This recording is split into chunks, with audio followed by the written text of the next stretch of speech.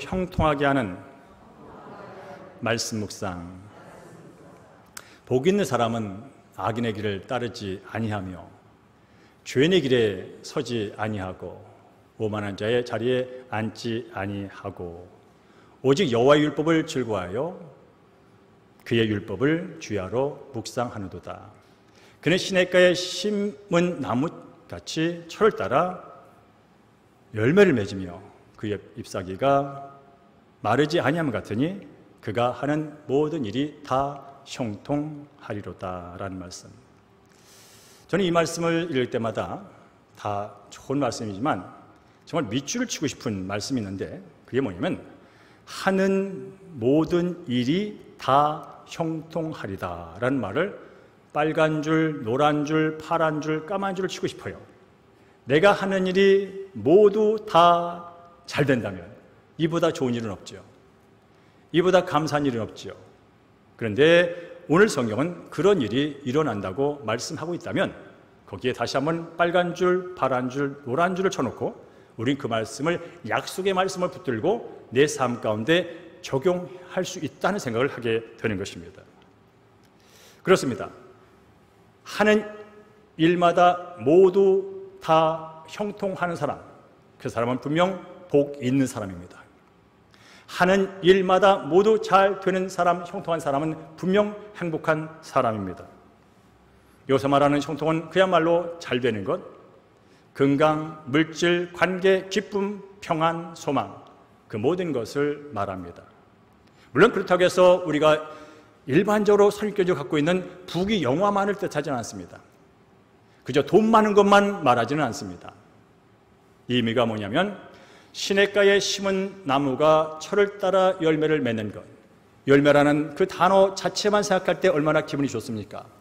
이 열매라는 단어 할 때마다 얼마나 마음이 행복합니까? 그런데 이 열매가 맺기까지 그 시냇가에 심기운 나무 역시 찬 비바람을 맞았고 어떤 때는 태풍을 맞았고 어떤 때는 뜨거운 햇빛 아래에서 그 열매를 맺기까지 과정이 있었다는 겁니다. 형통이 뭐냐면 어떤 결과만 좋은 게 형통이 아니라 모든 과정이 좋은 게 형통입니다. 과정도 좋고 열매도 좋은 게 형통이라면 바로 이 형통은 고난 속에서도 느낄 수 있는 것이고 어려운 상황 속에도 느낄 수 있는 것이, 얻을 수 있는 것이 형통이라는 개념을 갖고 오늘 말씀을 들으시기를 부탁드립니다. 우린 자꾸 이 형통의 개념을 결과적으로 돈이 많은 것, 결과적으로 권력을 가진 것, 결과적으로 인정받는 것, 이런 건 형통이라는 그 좁은 개념만 갖고 있기 때문에 늘 실망을 해요. 놀만 남과 비교하면서 이미 가졌음에도 불구하고 이미 넘침에도 불구하고 나보다 더 넘치는 삶을 보면서 절망하는 그런 인생을 살고 있다는 말입니다. 그렇습니다. 하나님께서 함께하는 사람들, 그들은 시냇가에 심겨진 나무가 철을 따라 열매를 맺는 것처럼 이 땅에 사는 동안 어떤 상황 속에서도 이 어떤 상황은 잘 되는 상황, 아니 내가 원하지 않는 고난의 순간, 고통의 순간도 말합니다.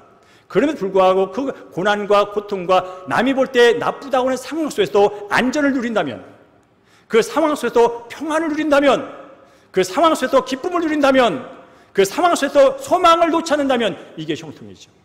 그리고 그 결과로 결국은 영적으로 궁적으로 영생의 복과 하나님께서 약속하신 하늘나라에 가서 큰 상급을 받는 그 일까지 내가 바라볼 수 있다면 이게 형통이라는 것이죠. 바라기는 사랑하는 우리 대형교회 모든 성도들이 하는 모든 일마다 다 형통한 복을 받기를 주의 이름으로 간절히 축원합니다. 자, 하는 일 모두 잘 되는 형통한 사람이 복 있는 사람이라면 오늘 본문은 동시에 복 없는 사람에 대해서 얘기를 합니다. 그리고 하는 일이 다 형통한 사람이 행복한 사람이면 오늘 본문은 불행한 사람에 대해서도 동시에 말을 해주고 있습니다. 우리 함께 1장 1절 말씀을 함께 다시 읽겠습니다. 시작. 복 있는 사람은 악인들의 꾀를 따르지 아니하며 죄인들의 길에 서지 아니하며 오만한 자의 자리에 앉지 아니하고, 이 말씀을 뒤집어 읽으면 됩니다. 뒤집어 읽으면 이런 일이 됩니다. 복 없는 사람은 악인들의 꾀를 따르고, 복 없는 사람은 죄인의 길에 서 있고, 복 없는 사람은 오만한 자리에 앉아있는 자다. 불행한 사람은 악인들의 꾀를 따라하는 자라며, 불행한 사람은 죄인들의 길에 서 있는 자며, 불행한 자는 오만한 자리에 앉아있는 자다라고 해도 큰 문제 없습니다. 그렇습니다. 악인은 도덕적으로 타락한 사람 말합니다. 순간의 쾌락과 즐거움을 위하여 육체와 욕망을 따르는 사람, 순간적으로는 그 쾌락을 만끽하면서 행복한 것처럼 느끼지만 그 순간이 지나는 순간, 술이 깨는 순간, 춤이 끝나는 순간, 음악이 끝나는 순간, 관계가 끝나는 순간 싸늘함을 느끼면서 다시 외로움을 느끼고, 더 나아가서 그 쾌락을 주체하지 못해서, 끊지 못해서 계속 중독으로 갔을 때 그 인생은 병들고 마음도 상하고 육체도 상하는 그런 불행. 그런가 하면 법을 어기며 범죄를 저지른 죄인들 역시 불행하다고 말합니다. 왜 그럴까요? 불법을 행하며 돈을 벌고 불법을 행하여 권력을 잡았지만 그러나 그 끝은 결국 감옥이요, 결국 명예의 실추요, 결국은 멸망인 것을 우리는 지금도 신문지상을 통해서 날마다 보고 있습니다. 오만한 자리에 앉은 사람도 복 없는 사람입니다. 여기서 말하는 오만은 신적인 저항, 하나님을 인정하지 않고 내가 주인 되어 사는, 하나님을 믿느니 내 주먹을 믿으라고 하는 사람들, 이게 오만입니다. 세상에서 가장 오만, 가장 교만은 성경은 말합니다.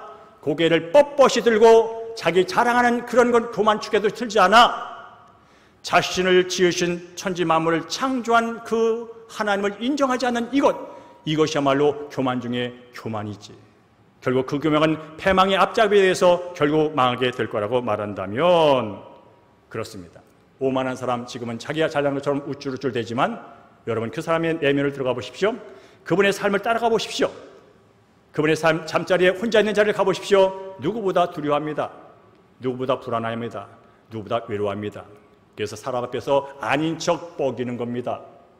아닌 척 교만을 떠는 겁니다. 그러나 그 사람의 삶을 쭉쭉 따라가 보십시오. 덜덜덜덜 떱니다. 두려워 떱니다. 외로워합니다. 결국 그 인생은 그 교만을 놓지 않는 순간 죽으면서 그렇게 말합니다. 헛되고 헛되니 인생이 헛것이었구나. 아무리 내가 가진 걸 자랑하고 아무리 내가 우쭐대고 살았지만 그것은 남이 볼 때 내가 한 행동이었을 뿐 내 진짜 삶은 아니었지 하면서 결국은 불행한 삶으로 가는 것. 이것이 바로 오늘 성경이 말씀해주고 있는 것이라면 복 있는 사람은 행복한 사람, 그 사람이 누구라고요? 악인의 꾀를 따르지 않는답니다. 순간적인 육체의 쾌락을, 만족을 추구하지 않기에 그는 육체가 건강하고 마음이, 정신이 건강합니다. 죄를 짓지 않기 때문에 마음이 편안합니다.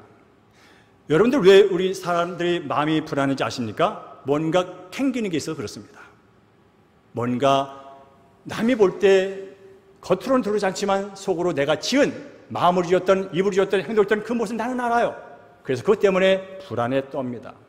근데 아십니까? 인간은 근본적으로 태어날 때부터 불안한 존재로 태어난다는 사실을, 이 불안의 근본은 하나님을 떠날 때 시작된 거예요.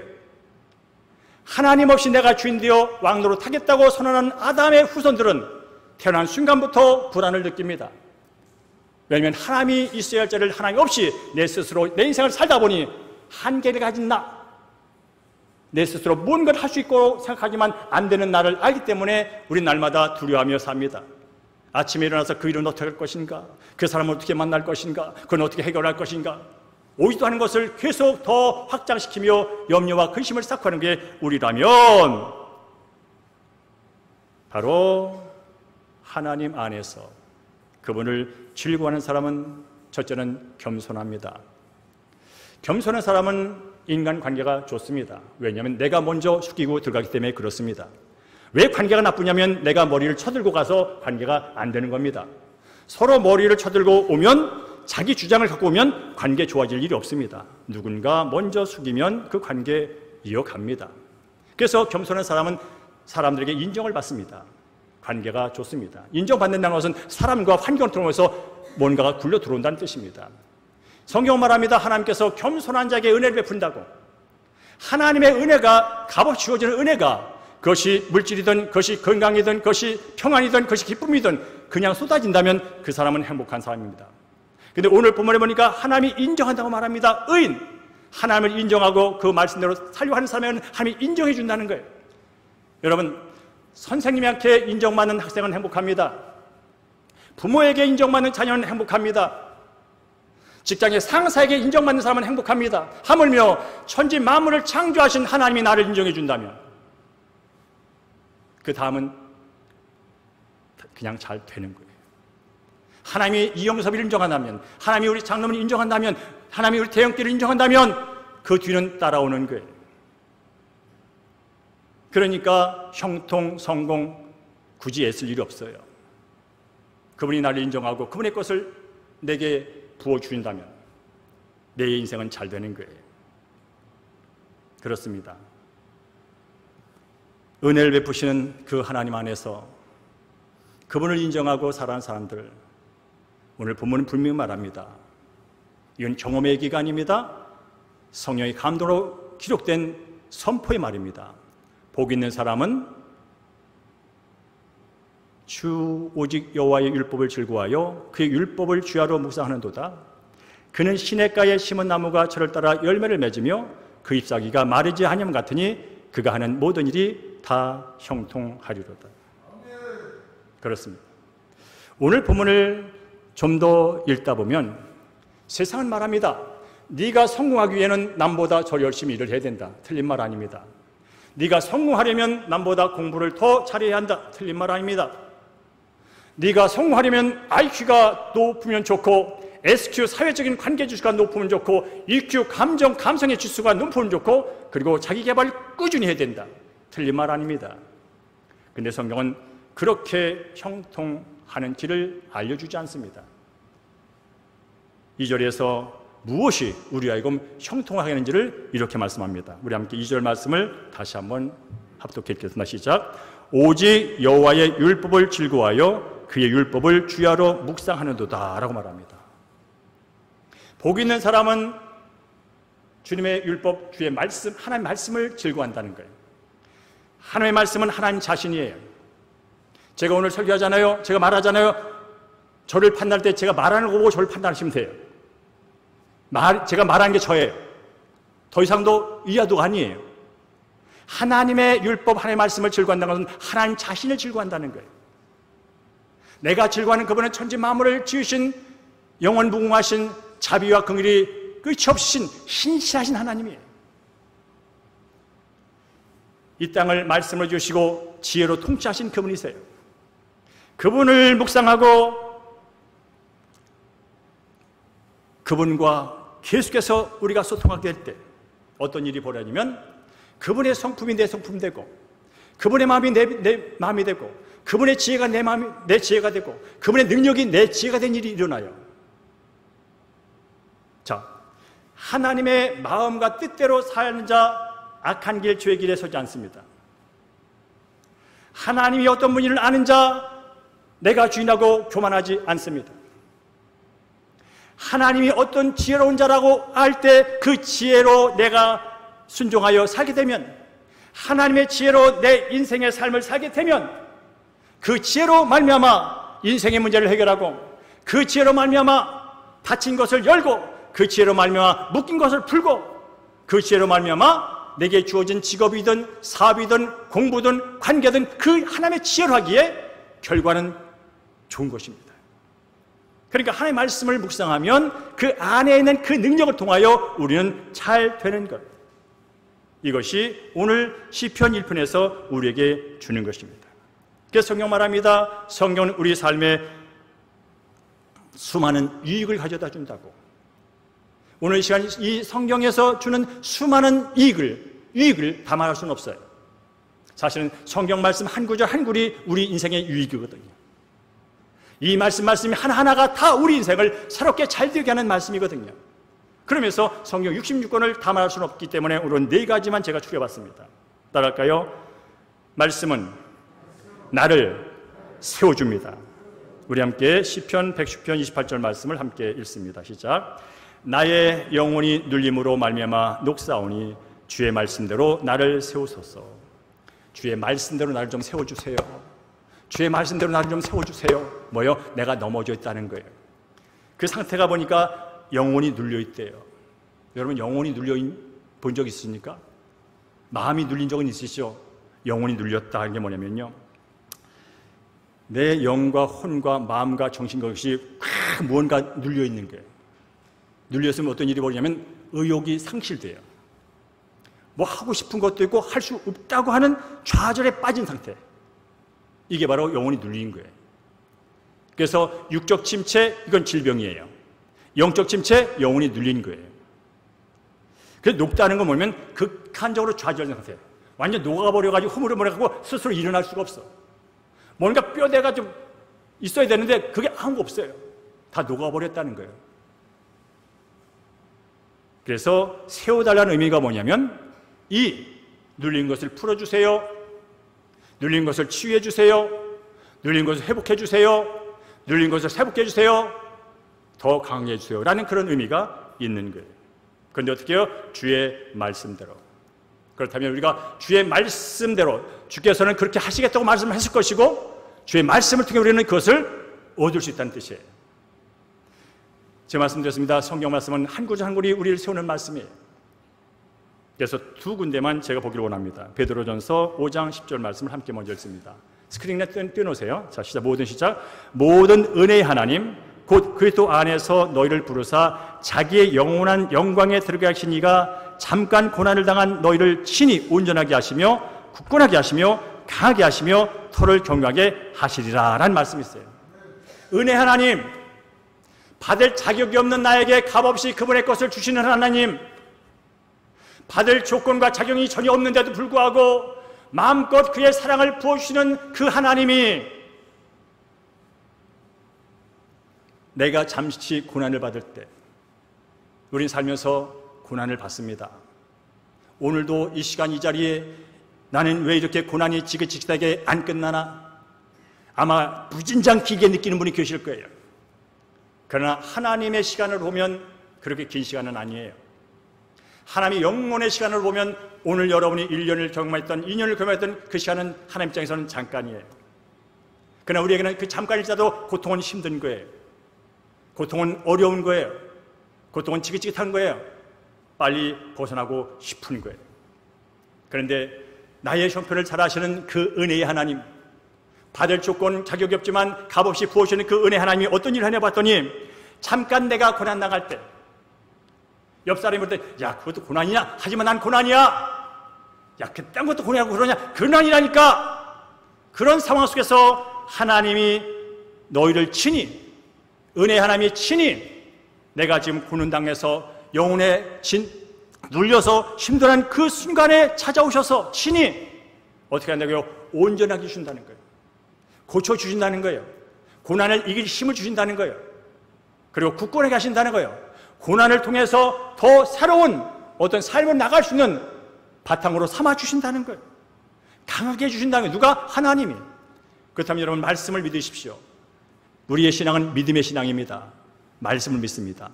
하나님이 온전하게 하시며 하나님이 굳건하게 하시며 하나님이 강하게 하신다면 그렇게 하시는 줄로 믿습니다. 그리고 입술로 이걸 고백하는 겁니다. 여러분이 지금 처한 고난이 있을 때 고난을 묵상하며 고난에 빠져서 고난 중에 허덕일 것이 아니라 잠깐 받은 고난 속에도 친히 나를 찾아오셔서 고난을 이기게 하시는 힘을 주시고 고난을 이기게 하는 지혜를 주시고 고난을 이기게 하는 그 능력을 주시는 그 하나님의 말씀을 붙드는 거예요. 그리고 그것이 의심스러우면 베드로전서 5장 10절 말씀을 들고 하나님께 말씀하는 거예요. 하나님 약속하셨지요. 내가 잠깐 받는 고난 속에도 친히 찾아오셔서 온전하게 하시고 강하게 하시고 굳건하게 하신다고 말씀하셨죠.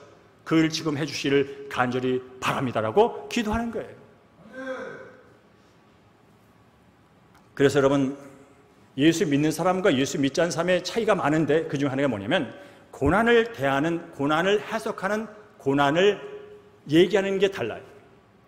예수를 믿지 않는 사람은 그렇게 말합니다. 고난이 올 때마다 왜 하필이면 나한테? 왜 하필이면 나한테 이런 고난이 와가지고? 하나님은 살아있긴 한 거야? 하면서 고난을 원망하고 불평하고 계속 그렇게 합니다. 그러면서 병원 찾아가고 그러면서 약 먹고 그러면서 뭘 합니다. 그러나 예수 믿는 사람들은 고난을 만날 때 이렇게 해석합니다. 이번 고난을 통하여 하나님께서 또 나를 뭔가 다루려고 하는 법이 있나 보다. 이번 고난을 통해서 하나님께 가까이 갈 수 있는 기회를 주셨네. 이번 고난을 통해서 뭔가 내가 더 성숙해지고 더 나아지고 개선될 부분이 있을 거야. 그리고 실제로 그 과정을 거쳤을 때 이 우리 크리스찬들은 이렇게 말합니다. 고난이 제게 유익이 됐습니다. 고난이 제게 큰 도움이 됐습니다라고 고난의 끝을 말합니다. 이 그리스도인들의 태도입니다. 그러나 예수 믿지 않는 사람은 고난이 끝나도 여전히 고난에 묶여 있습니다. 여전히 지난 고난을 묵상하며 원망하며 살아갑니다. 그리고 또 그 고난이 올까 전전긍긍하며 불안, 두려움 속에 살아갑니다. 사랑하는 성도님, 말씀을 믿는 여러분 되기를 주님으로 축복합니다. 더 쉬운 말씀 하나 더 보기를 원합니다. 마태복음 11장 28절 말씀을 함께 봅니다. 시작. 수고하고 무거운 짐자들아 다 내게로 오라. 내가 너를 쉬게 하리라. 예수님이 친히 하신 말씀이에요. 2000년의 그 유다 땅에서 한 이 말씀이지만 지금도 생생하게 살아계신 예수님이 오늘 이 시간 우리 한 사람 한 사람에게 직접 하시는 말씀이에요. 수고하고 무거운 짐자들아. 여기 있는 우리 사랑하는 성도님들 각자 짐이 한두 가지는 다 있을 거예요. 어떤 사람은 질병의 짐이 있고, 어떤 사람은 상처의 짐이 있고, 어떤 분은 가난의 짐이 있고, 어떤 사람은 깨진 관계 회복되지 않은 짐이 있고, 어떤 사람은 내일 또 직장에 가서 사업에 가서 해야 할 그 지긋지긋한 일들, 어떤 짐들이 여러분 앞에 있을 것이고 그 짐을 갖고 이 자리에 왔을 거예요. 중요한 것은 예수님이 말씀합니다. 수고하고 무거운 짐이다. 하나님을 떠난 백성들은 다 무거운 짐을 지고 산단다. 하물며 유대 땅의 바리새인들은 율법의 짐까지 지고 살았단다. 이걸 해야 되는데 이걸 못해서 죄책을, 저걸 해야 되는데 너는 저거 안 했으니 넌 나쁜 놈, 그런 율법의 짐까지 져가지고 고생하는 그 인생들을 향하여 수고하고 무거운 짐자들아 다 내게로 오라. 내가 너를 쉬게 하리라. 그 무거운 짐 내가 맡아줄게. 그 무거운 문제 내가 해결해 줄게. 그러니 내게 다 가까워라. 사랑하는 성도님, 오늘 예배 자우린 가운데 여러분 갖고 온 그 무거운 짐들 오늘 말씀에 의지하여 다 주님께 맡기고 가는 여러분 되기를 주님으로 축복합니다. 가져왔던 짐 또 갖고 가시지 마십시오. 믿음으로 내려놓으십시오. 그 믿음은 말씀을 믿는 게 믿음입니다. 예수님 말씀하셨으니 말씀에 의지하여 제 짐을 내려놓습니다. 모든 걸 맡기라고 했으니 제가 맡기고 갑니다. 라는 그 믿음이 예배 자리에 왔던 일상의 삶을 살던 간에 날마다 있을 때 그때 우리의 짐은 가벼워지는 것이고 그 짐을 내 스스로 해결하려고 길을 쓰고 애쓰다가 지치는 인생이 아니라 그것을 맡기고 하나님이 예수님이 주님 내 삶 가운데 주셔서 그 짐을 해결함으로 말미암아서 자유를 누리고 행복을 누리는 여러분 되기를 주의 이름으로 축복합니다. 두 번째로 여러분 이 말씀 묵상의 유익이 뭐냐면 지혜롭게 된다는 거예요. 지혜롭게 된다는 거예요. 우리 함께 디모데후서 4장 말씀 함께 보도록 하겠습니다. 시작. 성경은 능히 너로 하여금 그리스도 예수 안에 있는 믿음으로 말미암아 구원에 이르는 지혜가 있게 하느니라. 아멘. 우리가 태어나서 죽을 때까지 많은 복이 필요합니다. 많은 복을 받아야 합니다. 그러나 진정한 복은 성경에서는 그것이 신령한 복이라고 말하는데 구원의 복이라고 말합니다. 이 땅의 물질의 복 중요합니다. 그러나 그것도 죽을 때 놓고 가는 겁니다. 이 땅에 살 동안 건강 중요한 복입니다. 그러나 그것도 나이가 들면 아무리 약을 먹고 병원에 가도 여러분 생각이 되어 있습니다. 여러분 명예도 마찬가지입니다. 명예의 복 중요합니다. 그러나 그건 10년을 넘기기가 어렵습니다. 그러나 진짜 그래서 복이 뭐냐면 영원해야 되는 거예요. 일시적인 복도 중요하지만 영원한 복이 진짜 중요한 거예요. 오늘도 복이지만 영원히 복이 되는 게 중요한 거예요. 그게 뭐냐면 구원의 복이라는 거예요. 오늘 죽어도 그 복이 영원히 될 수 있는 구원의 복, 그 복을 어떻게 얻느냐면 믿음으로 얻는다는 거예요. 어떤 믿음? 예수 그리스도를 믿는 믿음. 나의 영원한 복을 위하여 대신 십자가에 달려 죽으시고 그걸 해결해 놓으신 그분의 사역을 믿는 믿음. 그걸 믿으면 영원한 구원의 복, 신령한 복을 얻게 되는데 그걸 어떻게 하느냐는 거예요. 기록된 하나님의 말씀을 통하여 알게 되는 줄로 믿습니다. 구원에 이르게 하는 지혜 어디서 얻습니까? 성경을 통해서 얻습니다. 다른 곳에는 없습니다. 수많은 철학자들의 책이 도서관마다 가득 채워 있습니다. 세계 유명한 대학마다 사상가지 쓰는 사상주의 책들이 수만 가지입니다. 그러나 그것이 우리의 영혼을 책임져 주지 못합니다. 이 세상에 잠시 잘 먹고 잘 사는 일엔 도움을 줄 수 있지만 영원한 것을 보장해 주지 못합니다. 그런 면에서 여러분 구원의 복이 최고라면 그 구원을 아는 지혜, 구원에 이르는 그것을 알게 하는 지혜가 있다고요? 말씀 안에 있다는 거예요. 그래서 여러분 예수 믿을 때 하나님 말씀을 읽지 않고 묵상하지 않으면서 하나님을 믿는다, 이건 사실은 말이 안 된다는 사실을 인정하시기 바랍니다. 하나님의 말씀을 모른다는 것은 하나님을 모른다는 뜻입니다. 왜냐하면 하나님은 이 말씀 안에 자신을 계시해 놓았기 때문에 그렇습니다. 물론 자연을 통하여 환경을 통하여서 하나님을 계시하지만 기록된 말씀은 정확하게 하나님이 어떤 분을 계시하는 것이 이곳입니다. 그렇다면 하나님을 알고 하나님이 복의 근원이고 모든 기쁨과 복의 형통의 근원이 그부터 온다면 우리는 말씀 안에 들어가야 됩니다. 그리고 그 말씀이 살아서 역사할 때 그것이 우리의 형통의 길이 된다는 것이죠. 한 번 더 들어가겠습니다. 시편 110편 98절 말씀을 읽습니다. 시작. 주의 계명들이 항상 나와 함께하므로 그것들이 나를 원수들보다 지혜롭게 하였나이다. 아멘. 자, 이 원수라는 개념을 그냥 단순하게 두 가지 보자고요. 하나는 나의 경쟁 상대자. 우리는 경쟁 구조 속에 살잖아요. 응애하고 태어난 순간 경쟁 구조 속에 뚝 떨어진 거예요. 그래서 이 경쟁 구조가 지금은 너무나 나이가 젊어졌어. 옛날에는 직장 가면서 경쟁, 고등학교 때 경쟁, 중학교 때 근데 이건 뭐요? 낳자마자 경쟁이야. 낳자마자 한국말, 영어 뭐 정신이 없어요. 이 학원 저 학원 정신이 없어요. 다 뭐 경쟁 구조 속에서 들어와 있는 거예요. 자, 그러면 내가 다른 경쟁한테 지는 이유가 뭔지 아세요? 부족해서 지는 거예요. 내가 누가 경쟁하는데 내가 져! 이유는 한 가지예요. 지식이 부족하고 지혜가 부족해서 그런 거예요. 그를 이기고 싶어 지식이 많고 지혜가 높으면 되는 거예요. 그런데 그게 어디서 온다고요? 주의 계명들이 항상 나와 함께하므로. 지혜가 이 안에 있다는 거예요. 더 나아가서 우리의 인간적인 경쟁상자 말고 우리가 보이지 않는 경쟁상, 진짜 경쟁상자가 있어요. 원수 마귀 대적이 있다고요. 그 사탄 마귀는 간계가, 괴계가 보통이 아니에요. 그러나 기죽을 건 없어요. 우리가 말씀을 믿고 예수의 생명, 그분의 복음으로 무장되어 있으면 그 사탄이 아무리 간사하고 그 사탄의 지혜가 높을지라도 문제가 되질 않아요. 우리는 이기는 지혜가 말씀 안에 있다는 거예요. 우리가 왜 질까요? 왜 넘어질까요? 왜 실수할까요? 말씀 없이 내 생각과 내 감정과 내 경험으로 뭔가를 대적하려니까 늘 지는 거예요. 그래서 나마다 연약 타령을 하는, 연약하는 거예요. 연약이라는 말로 나를 도피시키는 거예요. 아니야, 너는 여기에 생명의 말씀, 능력의 말씀, 지혜의 말씀이 있다고 그 말씀을 취하여 그 말씀을 적용하면 되는데 이걸 자체에 접근이 없이 그저 내가 갖고 있는 일말의 종교심을 가지고 악한 것을 대하려니 이렇게 넘어지고 저리 넘어지는 그런 삶을 살게 된다는 거예요. 여러분 또한 세 번째로 따라갈까요? 앞길과 앞날이 안전합니다. 우리 105절, 110편 105절 씁니다. 시작. 주의 말씀은 내 발의 등이요 내 길의 빛이니이다 라고 말씀합니다. 우리는 한 치 앞을 모르며 사는 인생들입니다. 5분 뒤의 일을 모르고 삽니다. 그리고 인생길은 한 번도 가보지 않은 길입니다.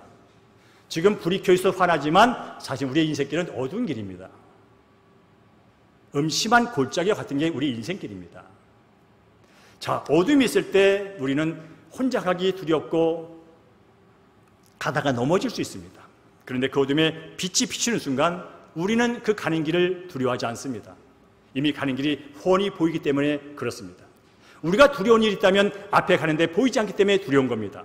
근데 이미 알고 간다면 두려워할 이유가 없는 거죠. 바로 말씀이 그 역할을 해준다는 거예요. 내 발에 등이 되고 내 길에 빛이 된다는 거예요. 여러분 말씀을 읽다 보면요, 하나님께서, 성령께서 오늘 살아갈 때 말씀을 주십니다. 키워드를 주십니다. 그러면 그 말씀을 들고 가면 되는 거예요. 저희 경우를 저는 제 삶이기 때문에 간증을 100번, 1000번 하는 거예요. 제가 38때 말씀의 빛이 저를 찾아왔습니다. 영혼이라는 단어와 생명이라는 단어와 가라는 단어가 저를 찾아왔습니다. 영혼은 불신 영혼, 하나님 없이 내가 주인 되어 살다 죽을 영혼, 그 영혼입니다. 생명은 예수의 영원한 생명, 영생, 예수의 생명입니다. 자, 지금 다 지금 인구 79억. 다 겉으로는 멀쩡하지만 결국은 죄 가운데 허덕이다가 죽음의 지기상을 느끼다가 영원한 죽음으로 빠질 존재들. 그게 불신 영혼이야. 그 영혼들을 새로운 희망으로, 소망으로, 영원한 삶으로 이끌 수 있는 것은 오직 하나, 예수의 생명, 영생. 그런데 누군가 이 영생을 그 불신 영혼에게 알려줘야 되지 않겠니? 그러니 가! 누가? 너! 그래서 제가 여기 서 있는 거예요. 그리고 그 말씀의 빛에 따라서 저는 늘 따라왔어요. 건축할 때도 마찬가지로 하나님께서 말씀을 주세요. 키워드를 주세요. 그럼 그 말씀을 붙들고 그냥 가는 거예요. 가면 돼요. 말씀을 듣기만 다 열려요. 물론 고단이 없다는 게 아니에요. 어려움이 없다는 게 아니에요. 그러나 열려요. 그리고 보여요. 보이니까 불안, 두려움, 초조, 떨면서 가지 않는 거예요. 누가 보여줘요? 하나님 보여주니까 안 떠는 거예요. 암이 왔어요. 다음 주에 구체적으로 말씀드릴 거예요. 암이 왔어요. 왔다니까요. 대학교 때 백일에 15년 전에 갑상선암 때문에 6년 전에 혈액암 1년 뒤에 재발 조혈모 세포 이식 왔어요. 다 왔어요. 왔는데 제 영혼은 가만히 있어요. 제 영혼은 안 흔들려요. 제 속에 불안과 초조와 염려와 걱정이 없어요. 내가 잘나서가 아니에요. 그분의 영이 저를 사로잡아요. 그분의 말씀이 나를 사로잡아요. 말씀이 사로잡고 생명의 주인이 나를 사로잡고 있는데 내 머리에 사고에 무슨 근심이 있을지 근거지가 없는 거예요. 그분이 내 마음을 잡고 있어요. 그분이 내 영을 잡고 있어요. 그분이 내 생명을 잡고 있어요. 나는 죽으나 사나 그분의 것이에요. 그런데 감사한 것은 그분이 내 속에 있는 그 모든 걸 빼가신다는 거예요. 그 자리에 그분의 평안으로 채운다는 거예요. 그분의 소망으로 채운다는 거예요. 그게 어떻게 가능가요? 말씀이 저를 살려요. 이런 애가 있기를 바랍니다. 자, 하나만 더 하고 마치겠습니다. 따를까요? 살아납니다. 시편 19편 25절 말씀을 함께 했습니다. 시작. 내 영혼이 진토에 부스사오니 주의 말씀대로 나를 살아나게 하소서. 살아나게 하소서. 살아나게 하소서. 어떻게? 말씀대로. 하나님은 살게 하신다는 분이시구나. 그렇게 말씀하셨구나. 그러면 그분의 말씀대로 나를 살 수 있겠구나. 그렇게 생각하시면 돼요. 모든 건 생각이 결정하는 거예요. 자, 그런데 앞에 보니까 지금 내 상태가 어떤 상태냐? 죽은 상태야. 그게 어떻게 표현되냐면 내 영혼이 진토에 붙어 싸우니라고 해요. 내 영혼이 진토에 붙었대. 진토가 뭐예요? 티끌이 티끌. 티끌이 뭐예요? 흙이에요. 내 영혼이 흙에 붙어버려서 죽었다는 거예요. 내 영혼이 무덤 속에 갇혔다는 거예요. 죽음 같은 상황이라는 거예요. 몸만 살아있지 내 생명이 삶이 죽은 거라는 거예요. 이런 경우 한 번은 살다 보면 경험합니다. 몸만 살아, 입만 살아 움직이지 내 모든 삶은 죽은 것 같은 그런 상황을 살다 보면 경험합니다. 그대로 그걸 이기지 못해 죽는 삶이 태반입니다. 그러나 성경 말합니다. 그럴지라도 네 영혼이 진토의 흙에 묻힌 것처럼 힘든 고난의 좌절의 극한 상황이 있을지라도 말씀대로 살아날 수 있어. 그걸 살릴 수 있는 게 말씀이야. 그러면 그 말씀이 어떤 말일까요? 예수님께 말씀하셨습니다. 요한복음 6장 63절 말씀을 함께 읽습니다. 시작. 살리는 것은 영이니 육은 무익하니라. 내가 너에게 이른 말은 영이요 생명이니라. 자, 살리는 거 있는데 그게 영이래. 영. 여러분과 저를 살리게 영이래. 영. 하나님의 영이래요. 하나님의 거룩한 영, 생명의 영. 아담을 낳으시고 그 생기를 부어줬던 하나님의 영, 생명, 그 영이 살린대요. 그런데 지금 내 상황이 영혼이 진토에 바짝 붙은 것처럼 죽어 같은 상황. 그걸 살릴 수 있는 방법은 딱 한 가지예요. 영이 들어오면 사는 거예요.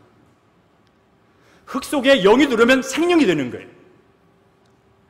그런데 예수님이 직접 말합니다. 내가 너에게 이런 것은, 나 예수가 너에게 말하는 것은 내 말은 뭐라고요? 영이라고. 내 말은 육이 아니야. 내 말은 어떤 철학자의 말이 아니야. 내 말은 사상가의 말이 아니야. 내 말은 정치가의 그럴듯한 꿈의 말이 아니야. 내 말은 영이야. 근데 뭐라고요? 그 앞에 살리는 것은 영이니. 그러니까 예수의 말씀은 영, 영은 살리는 것. 예수의 말씀이 내 안에 들으면 나는 살아나요. 여러분 마음속에 예수의 말씀이 여러분 마음속에 장착되는 순간 여러분 살아나요. 왜냐하면 주의 말씀은 생명이기 때문에 그래요. 생명은 어딜 가든지 살리게 해요. 예수의 생명은 어딜 가든지 나의 형편이 내 영혼이 어떤 진토가 끈적끈적하든 그 강도는 중요하지 않아요. 예수의 생명은 모든 것을 이기게 하는 생명, 죽은 것을 살리게 하는 생명이에요. 이게 하나님의 생명이에요.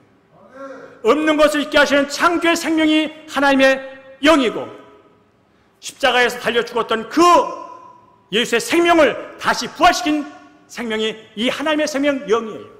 근데 뭐라고요? 내 말은 영이다. 그 얘기 뭐요? 예수님께서 여러분 마가복음, 마태복음, 요한복음, 누가복음에 있던 빨간 글씨, 그게 예수님이 하신 말씀이에요. 그게 생명이야. 그게 영이야. 그게 살리는 거예요. 그래서 예수의 말을 들으면 살아나요. 예수의 말을 들으면 병마가 떠나가요. 예수의 말이 들으면 귀신이 떠나가요. 예수의 말이 들으면 좌절과 우울과 두려움이, 불안이 떠나가는 거예요. 왜? 그게 살리는 거니까. 여러분 살고 싶으십니까? 왜 지금 이 지구상에 이 현대인들이 왜 죽어가는지 아십니까? 불이 황하고 옷이 화려하고 화장을 하고 직업이 벌듯해도 속이 다 죽어가. 그 죽은 증상이 뭔지 아십니까? 분노하는 거예요. 비난하는 거예요. 당짓기 하는 거예요. 여러분 대부분의 지금 직장인들이 어떻게 출근하는지 아십니까? 출장할 때 유튜브에 이어폰을 끼고 자기가 좋아하는 것만 듣습니다. 자기가 좋아하는 것 듣으니까 자기가 좋아하지 않는 삶이 싫습니다. 싫은 것만 괜찮으면 좋은데 그걸 바라볼 때 분노가 나타납니다. 분노를 부글부글 끓는 것 같고 직장에 가서 일을 합니다. 상사를 대합니다. 부하를 대합니다. 이미 출근할 때 그런 정보들, 세상의 정보. 근데 세상의 정보는요, 나를 화나게 만들어. 이상해요. 세상의 정보는요, 뉴스들은요, 나를 화나게 만들어. 나를 살리게 하는 뉴스 들어보신 적 있습니까? 많지 않아요. 지금 모든 매체에서 하는 것은 뭐요? 다 좋은 정보로 많은데 들으면 들을수록 듣고 나서는 마음이 안 좋아. 왜요? 죽이는 언어이기 때문에 그래요. 나만 살겠다고, 나만 돈 벌겠다고, 없는 얘기 가짜 만들고, 그럴듯하게 만들고, 나만 돈 벌겠다고, 나만 살겠다고 하는 나오는 소식들이에요. 근데 그걸 갖고 내 안에 들으면 그게 내 마음을 흔들어 버려. 사랑하고 용납하고 배려하고 받아들이고 그런 마음이 생기지 않고 더 반대, 더 극한, 더 양극 그쪽으로 나를 몰아가. 나도 모르게 거기에 빠져가지고 헤어나질 못해. 이게 바로 전 세계, 우리나라뿐이 아니라 모든 나라의 증상이에요. 그러나 그런 마음속에 예수의 생명, 살리는 영, 그 말씀이 내게 들어오면, 말씀을 들으면 분명 저 사람이 미운 게 맞아. 저 사람이 미운 짓한 게 맞아. 근데 그게 불쌍해 보여. 그게 용서가 돼. 거기에 사랑하는 마음이 가. 이게 살리는 거예요. 이게 여러분 예수님의 말씀이란 말이에요. 그러니까 우리는 이 말씀을 들어도 되고 안 들어도 되는 게 아니란 말이에요. 그래서 날마다 우리는 큐티를 하고 있는 거예요. 시간이기 때문에 큐티하는 방법은 다음 주에 다시 하겠습니다. 여러분 오늘 말씀 4가지밖에 안 했어요. 4가지, 5가지 성급하게 하지 않았어요. 그러나 이 말씀이 여러분 마음속에 암송이 된다면, 여러분 마음속에 그것이 들어있다면 순간순간 나를 죽이려고 하는 모든 사건과 소식과 정보와 그것들이 올 때마다 그 말씀이 그거를 대적하는 거예요. 그 말씀이 나를 일으켜 세우는 거예요. 혹시나 여러분 지금 상황이 수고한 무거운 짐에 매여 있고 영혼의 진토에 묶여 있고 그야말로 영혼이 눌려있는 상태라면 해결 방법은 딱 한 가지예요. 살리는 영, 영은 하나님의 말씀을 받아들이십시오. 그 말씀을 여러분 계속해서 읊조리십시오. 그럴 때 그 말씀이 생명으로 화해돼서 변화돼서 여러분의 삶을 바꿔버립니다. 이게 바로 예수의 능력이요, 말씀의 생명의 능력이라면 예수 믿고 구원받은 사랑하는 대형교회 성도님들이요, 이 말씀에 귀를 기울이십시오. 이 말씀에 여러분의 시간을 조금 투자하십시오. 출근하실 때 이어폰에 끼고 이쪽 얘기 저쪽 얘기 듣는 것도 중요해요. 세상의 정보도 필요하니까. 그러나 그 중에 출근 시간이 30분이라면 10분만이라도 여러분 성경 말씀을 들으십시오. 그 말씀은 살리는 겁니다. 내 우울한 감정을 살립니다. 내 두려운 마음을 살립니다. 내 근심을 살립니다. 내 미움을 살립니다. 내 왜곡되고 편입된 것을 바꿔버립니다. 이게 바로 말씀입니다. 그런 은혜를 다음 한 주간도 누리시다가 그 기쁜 마음 갖고 돌아오신 여러분 되기를 주의 이름으로 간절히 축원합니다.